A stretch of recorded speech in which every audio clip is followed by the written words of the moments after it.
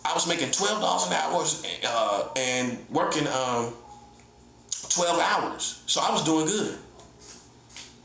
I was bringing at least 120 home every day after taxes.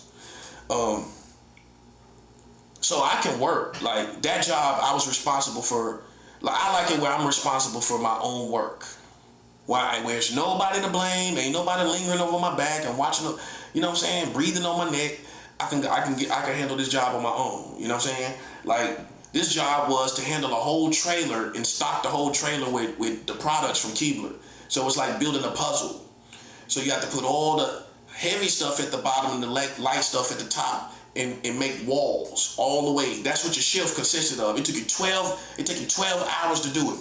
It's the big old trailers on the back of them trucks, right? You have to fill that entire thing up to the brim, which was 12 hours. And I just drink Gatorade and I be going. Concentrate Gatorade. The syrup be wired. That's why they do it. They don't put no water in it or nothing. Just concentrate Gatorade. We just drinking it. Be wired. Be in there throwing that stuff around, man. Boom. I belt it off at the end of the night. Pull it down. Belt it off. Boom. Belt it off. Pull it down. That's the end of the night. And I never had no complaints. I can count on one hand how many times I've been fired from a job in my life. One hand. I can count on one hand less than 5 jobs I actually been fired from. No lie. And out of those 5 times, it was a jerk, for lack of a better word. So that don't even really count. Yeah, man, my boss man asked me to come back. I'm the type of worker. I don't work for somebody and quit and came back when I wanted to. I'm that type of worker. I can come back to a job. That speaks volumes. I mean, because if you can't work, you can't work. Bottom line. But when we see that you get on the job, okay, we can work with somebody that can work. We can get that guy on some type of job. But if you do apply yourself and we find you can't work, what do we do? There's hope for the guy that can work. I used to go on jobs, man, I can work. It's no problem. I got awards when I worked at the hospital for performance of excellence. It was me and another dude. It was a 4-man job at the hospital, night shift, and I'm cleaning up the whole hospital. Me and another dude. We so young, we don't care. We in our 20s.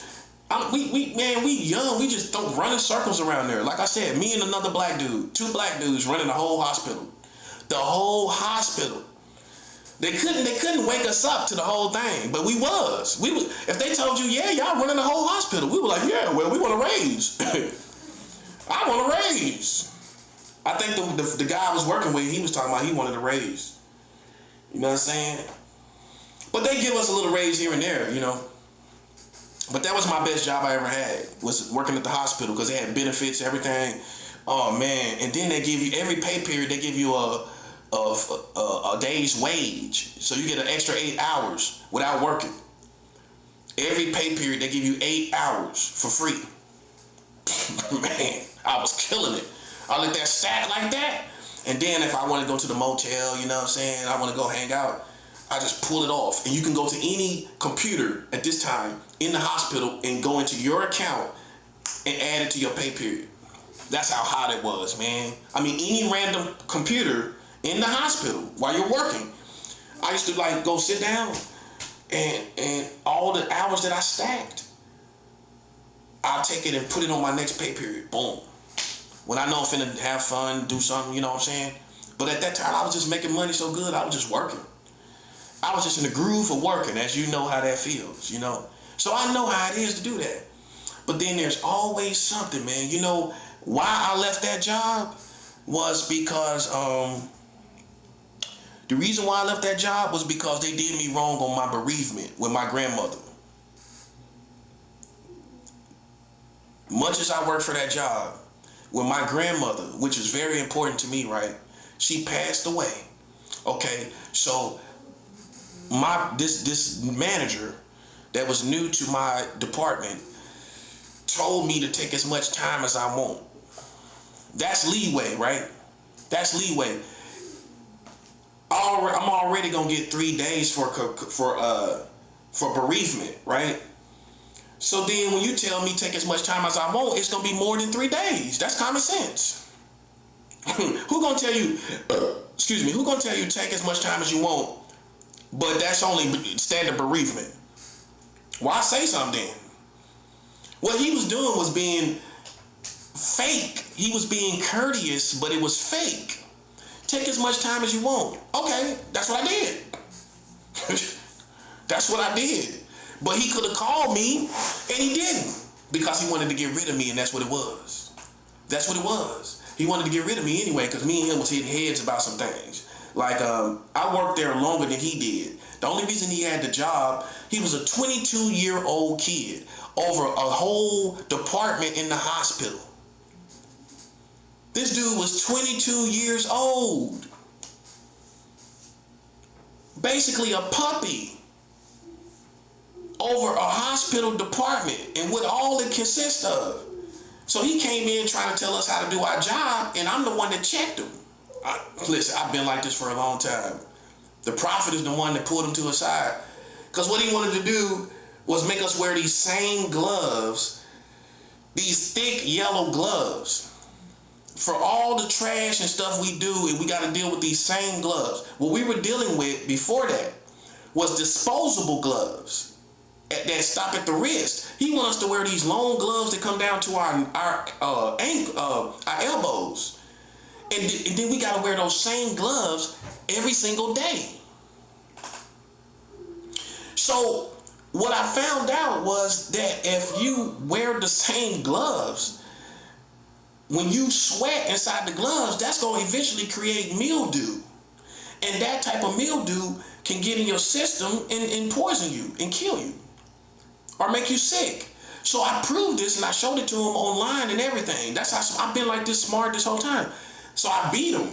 So I'm the one in the whole department that made us able to not wear these gloves that he tried to make us wear, right? So with that being said, that's why he had this beef and animosity low key, because I straightened a white boy. You know what I'm saying? He was a white dude, and I'm educated, and I showed him something he didn't know, and he had pride. He had a chip on his shoulder about it. Them type of dudes. Because I done showed you something, you know what I'm saying? And I'm a black man, and you just, you know, and you might feel some type of way that I educated you, and you ain't know no better. We couldn't wear those same type of gloves, and it's just unsanitary. We dealing with all kind of stuff at the hospital. Blood, feces, urine, and everything. You think I'm gonna wear the same gloves every day? You crazy. Ugh, that's disgusting. So I shut that down. You know what I'm saying? And I'm the one that changed that for my department. So from that point, he had animosity low key. You know what I'm saying? So I didn't peep it though. I didn't really know how far it ran. You know what I'm saying? Because I was innocent in my approach. I'm not wearing no gloves, the same gloves, and I work at the hospital. Well, I got to deal with all this nasty stuff. That's just that's the main reason. You ain't wearing the same gloves. You ain't wearing the same gloves, and you got to deal with urine, feces, and everything. And I worked on the baby floor. That's why you know I was most honorable. Where the babies are in the little things, and when they first are delivered, when the babies are first born, I had the baby floor. I had to clean the whole baby floor. So I was one of the most honorable men in the building because I was given the responsibility of working the baby floor and everything. So that's another testament of how pure I am. You know, I used to work the baby floor, for crying out loud. Where women used to have the babies, I worked the whole floor. I used to clean the whole floor at the hospital. So how you gonna tell me that man ain't honorable? You know what I'm saying? Like, and keeping a pure mind, a beautiful mind like that was nothing. I'm gonna do that. You know, but once he messed me up on my bereavement, he wrote me up for like 2 or 3 days that I took. Besides a standard bereavement, which was a smack in the face. You know what I'm saying? You told me to take as much time as I want. I come back and you write me up for 2 or 3 days based on my grandmother. I would have let it go. I would say, nah, I did tell you. See, I know that's the difference between white America and black America. A black man gonna say, well, I did tell you you could take as much time as you want, though. I did tell you that. So I'm gonna let it go because I did tell you that, man. But you can't be taking extra amount. But I'm gonna take responsibility for that because I shouldn't have told you to take as much time as you want because you already can take 3 days. So if I just wanted you to take 3 days, I shouldn't have said nothing.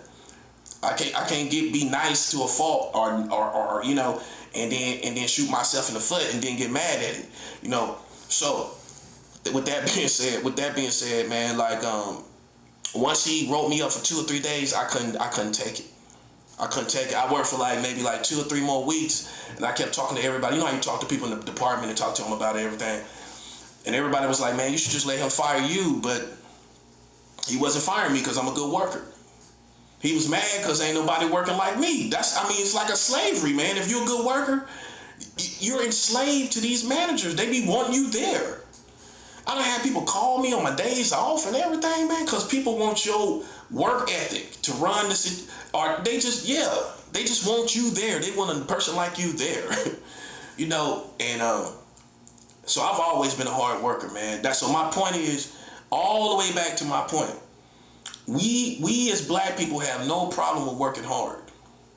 We have problems with managers and these bastards that are elected to these positions and they don't know how to handle black people. We'll work for you. We'll go to the moon for you if you respect us, if you respect me. But as soon as any disrespect, listen, I'm out. I'll take my chances. Because, see, you start looking at it like I work too hard to get disrespected. Come on now. I work too hard to get disrespected. That's what the first thing you're going to think about. How hard you work, and these people can't accommodate you when your parent passed away, your grandparent passed away. Nah, I don't need that. So that's why I left. That's why I left the hospital. So see, was that really my fault? It's just the devil, bro. I can't explain it, man. You know what I'm saying? This dude tell you to take as much time as you want. Who ain't gonna take responsibility for it? You know what I'm saying? You told this dude take as much time as you want, right? How you ain't gonna take responsibility for it? You gonna make me take responsibility for it? See, if I was a little bit older, I was still young a little bit, but if I was a little bit older, man, I would have argued him down. I would have pulled him to the side. Me and him would have came out and to the side and talked. Because I would say, bro, listen, man. First of all, listen, you got to take responsibility for that, because you told me to take as much time as I want. Okay, standard bereavement is 3 days. So obviously, much time as I want is beyond 3 days, right? Right. With that being said, you should take responsibility for it. You should have said that. You should have let me be. You should have said, my condolences for your loss, and that's that. You should have said that. You was nice to a fault in telling me to take as much time as I want. And then you making me take the responsibility for it. Basically. So, man, that's basically, man, why I didn't keep that job. That's why I couldn't take it, man. You write me up for my grandmother? Really, bro? Like, nah, I could see if it was my cousin. That's bad too. But your grandmother, you gonna sympathize with that. This dude did not sympathize with it. And I got wrote up for it, and I ain't never get wrote up like that. You know what I'm saying? Remind you, I done got an award at the job. I got a paper award that says performance of excellence. See, he couldn't stand how we already had our own game. He wasn't a part of it. He came in, we was in the groove. Black people, it's an all black department. So we all in the groove, man. And you know how it is. We know how to do this. That kind of attitude. And he came in and he couldn't, his power was not felt, you know what I'm saying? Because we didn't need it. But he wanted to make his power felt. You know how some white people are. You know what I'm saying? He wanted to make his authority felt everywhere he went. And that's not your job. Your job is to manage a department. But it's certain white folks that's on power trips. They on power trips, right? And he was one of them people. In essence, but he was subtle with his power trip. I feel that way. I feel that way because he wanted to change things. He wanted to come in like the gloves and change the gloves, and he just wanted his authority felt. He just wanted to come in there and make his position felt when he could have just got in line. If it was me, I would have did that. If it ain't broke, I ain't gonna fix it. Everybody cool here. I'm the new manager. You know, how you doing? If you need anything, let me know. Boom. That's it. I ain't finna try to come in. White boy gonna come in trying to change things, trying to do stuff. You know what I'm saying? Trying to make himself felt. You know what I mean? Trying to make his presence felt. That too. And messed up the whole mojo that we had going. Cause once I left, I know it went to hell. I know it did. I know it went to hell. You know what I'm saying? Cause it was me and another dude that was running the third shift when it was supposed to be a 4-man job. So then I bet they had to put 2-3 other men on there. You know what I'm saying? And me and him had it down to a science, man. You know what I'm saying? At that time, you know, I wasn't doing everything right. I ain't gonna lie. And me and him was like, we had it down to a science so much. Me and the dude I was working with, we'll smoke a blunt, come back, finish the job. I was working at the hospital, we'll smoke a blunt in the neighborhood. We'll leave the hospital, go to the neighborhood around the hospital, which was a nice white neighborhood. So it'd be quiet at nighttime. So me and him would walk around smoking a blunt in that neighborhood. Come back, they ain't never catch us for smoking weed because we were just so good at our job. We just do it. We was young and running circles around the hospital. If you know how it feel being a young kid running around working, or you seen it, you know what I'm talking about. Like, man, we had that job down to a science. It was nothing. It was nothing, man. It was nothing. Like we mastered that job. Like I said, I got an award for it. I don't think the dude I was working with got an award. I don't think he might have did. I don't remember, but I know I got an award for working so hard. You know what I'm saying? Because I just apply myself and just do what I gotta do. And I like the money. The money was good. I had the 401k, so when I left, they cut me a check. You know what I'm saying? So I had a couple $1,000s once I left and everything. But it took me a time to get that money. But yeah, I had 401k, everything.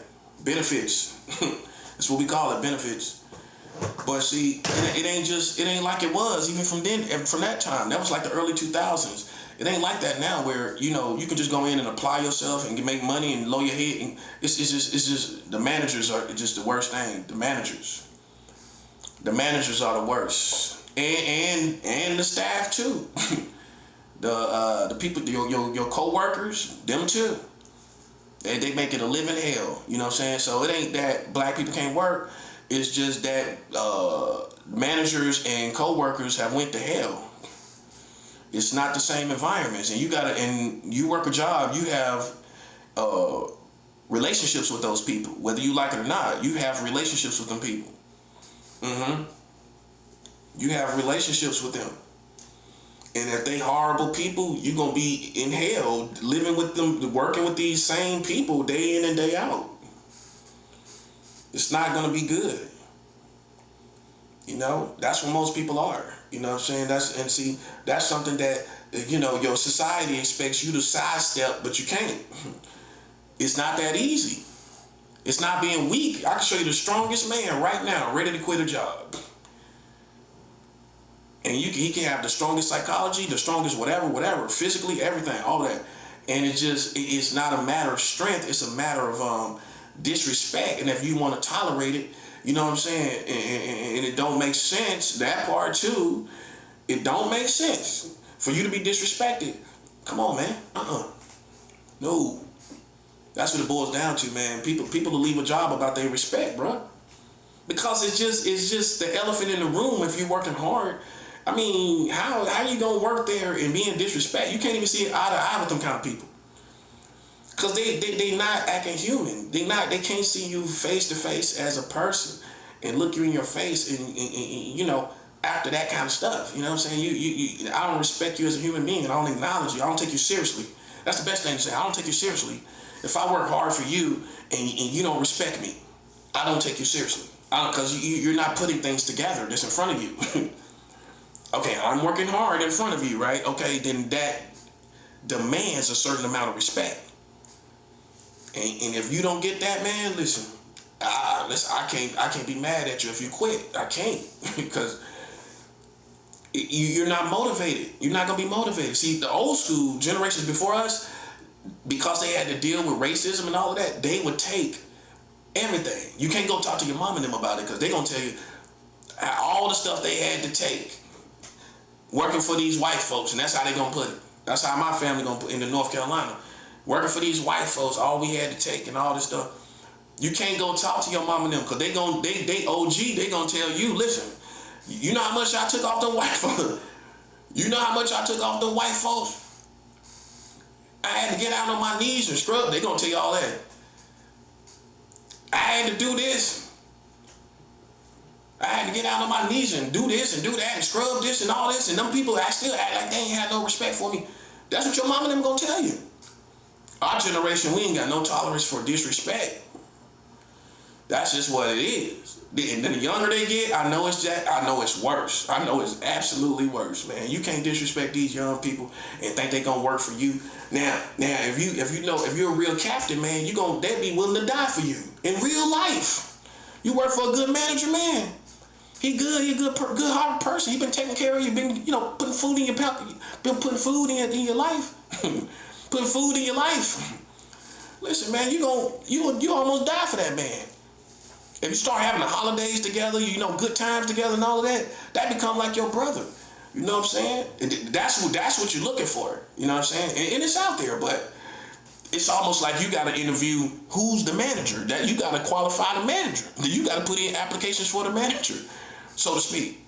You got to qualify these managers. You don't know who you're working for, man? That could be your worst enemy. Try to have sex with your woman and everything. He know where you live at. He might try to, man, you can have a psycho, crazy person. Might try to have sex with your woman. Everything, bruh. That part. It's done happen. I guarantee it'll happen. Dude trying to holler at a dude's wife and stuff. Cause the wife gonna come up there to the job site. You know what I mean?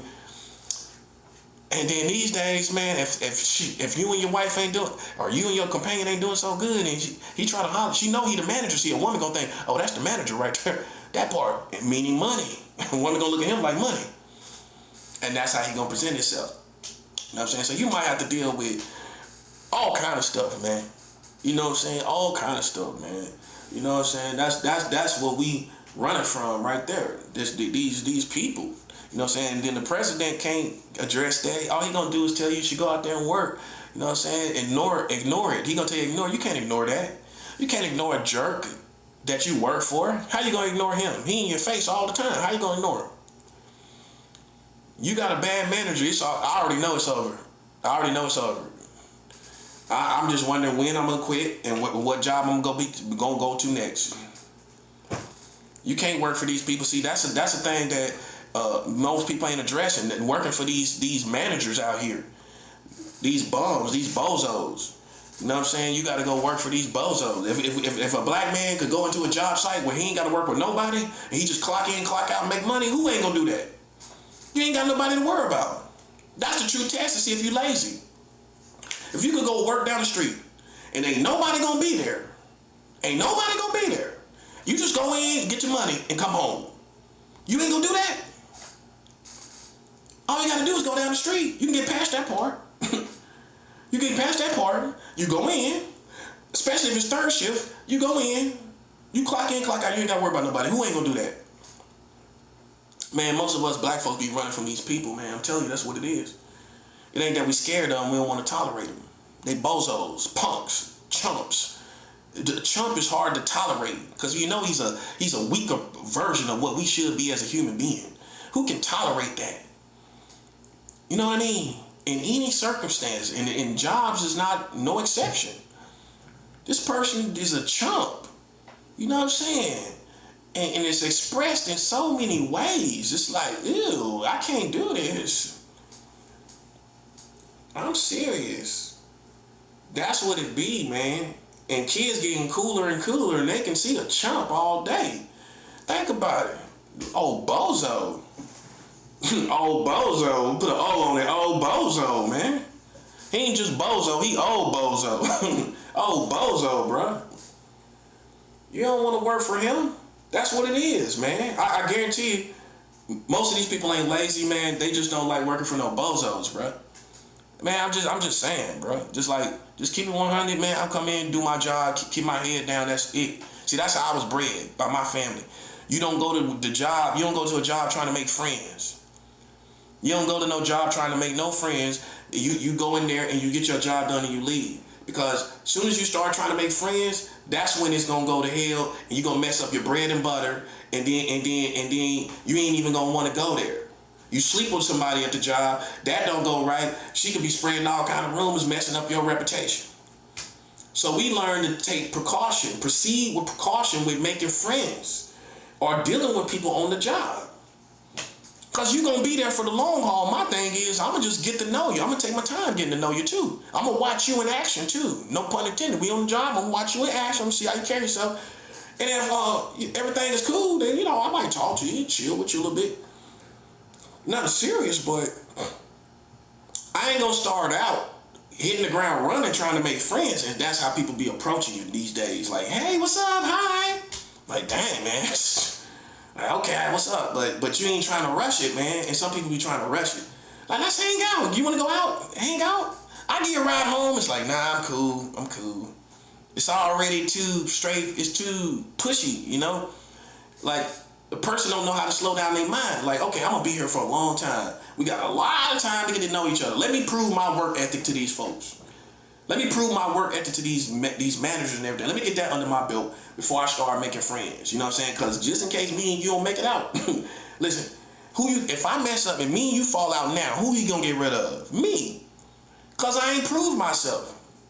You have. So if me and you fall out in a couple months' time, who you going to get rid of? Me. Because I haven't proved myself. Now, if I prove myself, then I start making friends. Oh, he know I'm good. That's my first job. I'm going to prove myself to him.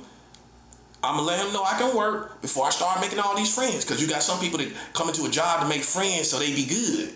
But they kissing everybody but you don't respect them. They got to kiss everybody but to keep their job.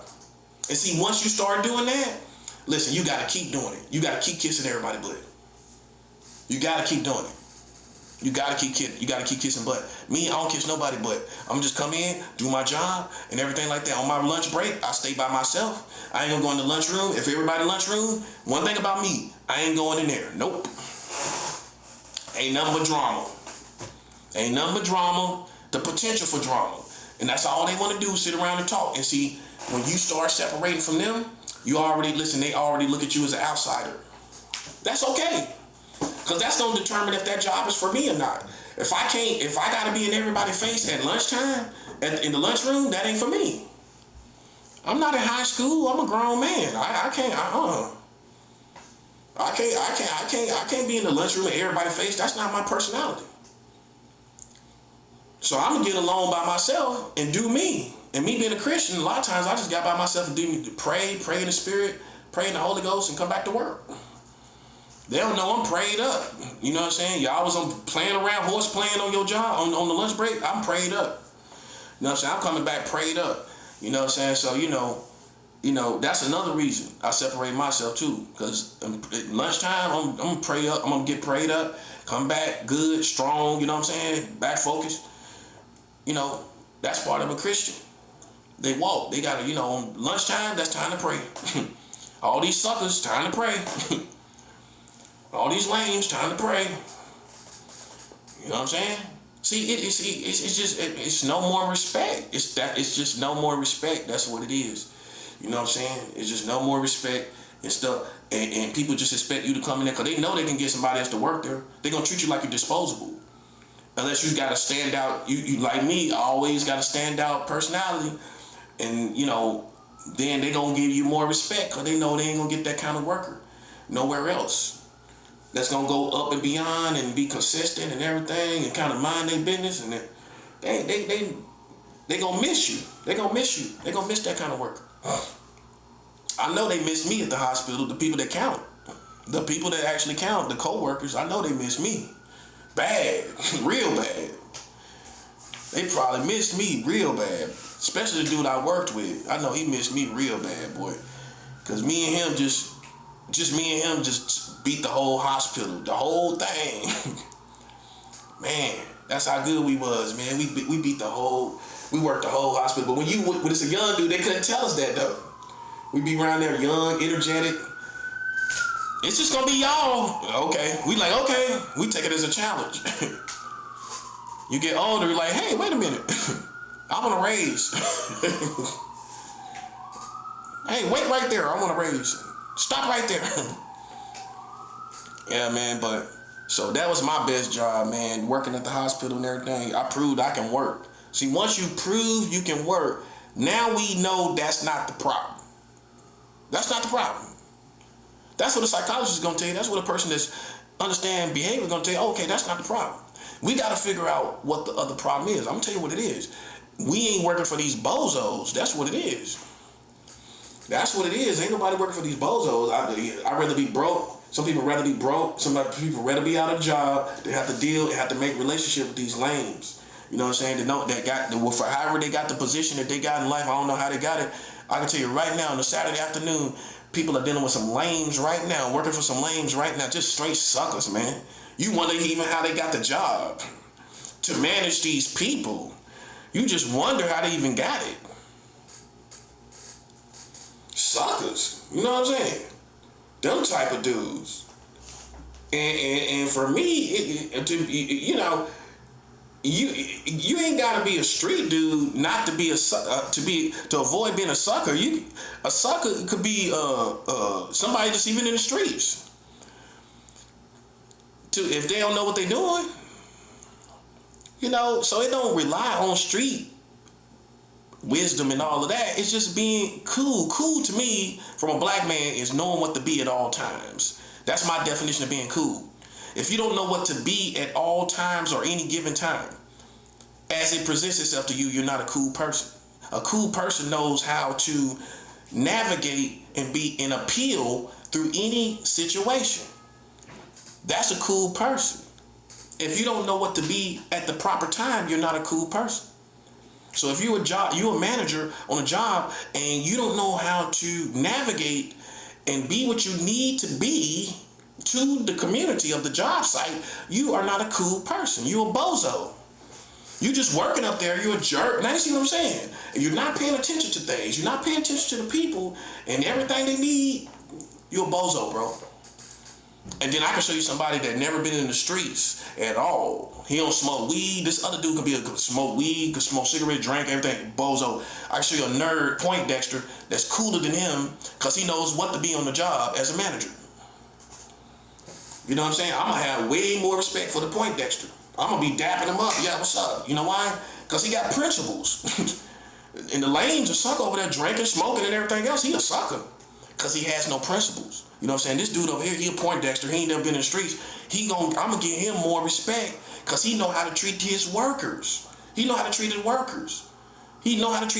This other dude, he coming in there like he cool. And you know what I'm saying? And he a boss man like a thug or something. And he trying to, you know what I'm saying? And he playing all these games of rank and trying to get females and all. Nah, you a sucker, man. You a sucker. You'll fizzle out in 6 minutes at any 6 minutes. 6 years at any job. They're gonna get rid of you.